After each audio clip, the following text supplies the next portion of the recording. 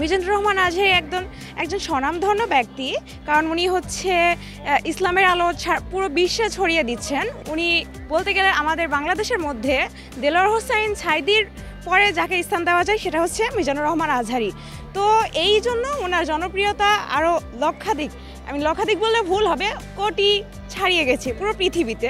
Bangla English মিশিয়ে উনি যেহেতু বলেন, তো ইয়াং জেনারেশন ওনার সাথে কানেক্ট করতে পারে এবং তাদের কাছে মনে হয় যে উনি তাদের ভাষায় কথা বলছেন। মিজানুর রহমান যেহেতু আমাদের দেশে একজন বড় স্কলার, উনি ইন্টারন্যাশনাল ইউনিভার্সিটি থেকে বড় ডক্টরেট ডিগ্রি এনেছেন, আর ওনার ইসলামিক জ্ঞানও অনেক বেশি আছে।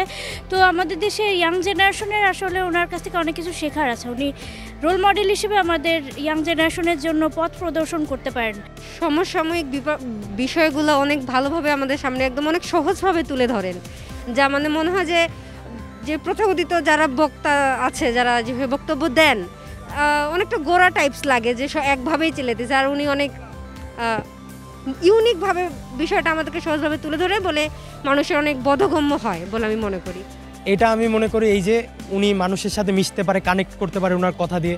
আর মানুষ যারা ইসলামকে পছন্দ করে এরা চায় যে এরকম একজনই আমাদের থাকুক যে আমাদেরকে সঠিক পথটা দেখাইতে পারবে।